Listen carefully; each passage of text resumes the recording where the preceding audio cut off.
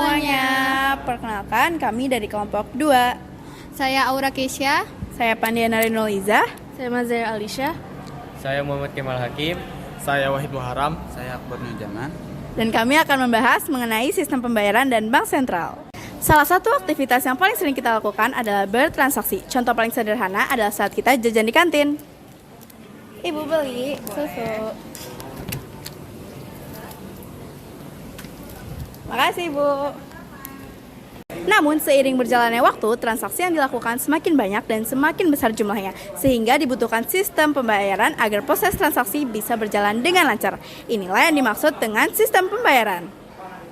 Menurut Undang-Undang Nomor 23 Tahun 1999, sistem pembayaran suatu sistem yang mencakup seperangkat aturan, lembaga, dan mekanisme yang digunakan untuk melaksanakan pemindahan dana guna memenuhi suatu kewajiban yang ditimbulkan dari suatu kegiatan ekonomi.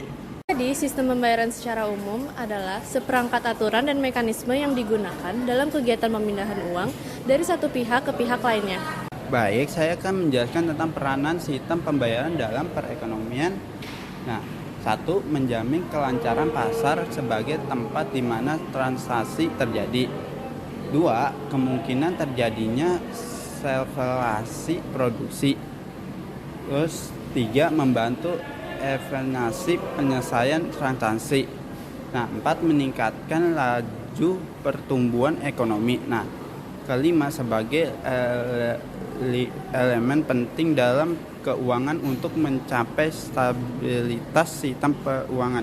Peran Bank Sentral dalam sistem pembayaran. Regulator, Bank Indonesia membuat peraturan-peraturan untuk mendukung kelancaran sistem pembayaran.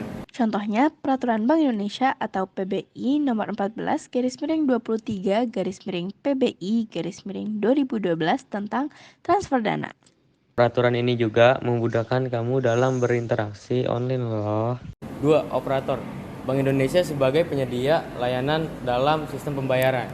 Contohnya, Bank Indonesia menyediakan layanan Bank Indonesia Real Time Gross Settlement atau BIRTGS dan Sistem Clearing Nasional Bank Indonesia atau SKNBI.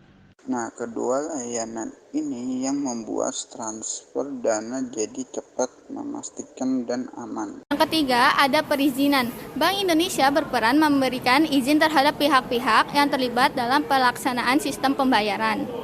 Seperti izin terhadap lembaga yang akan melakukan kegiatan transfer dana, alat pembayaran menggunakan kartu atau APMK, dan uang elektronik. Lalu yang keempat ada pengawasan. Bank Indonesia melakukan pengawasan terhadap proses pembayaran Pun terhadap aktivitas para pelaku yang terlibat dalam sistem pembayaran. Jika terjadi pelanggaran, Bank Indonesia akan mencabut izin operasional. Yang kelima ada fasilitator. Bank Indonesia memfasilitasi pengembangan sistem pembayaran oleh industri yang bergerak dalam bidang jasa keuangan. Sekian dari kami, kurang lebihnya mohon maaf. Wassalamualaikum warahmatullahi wabarakatuh.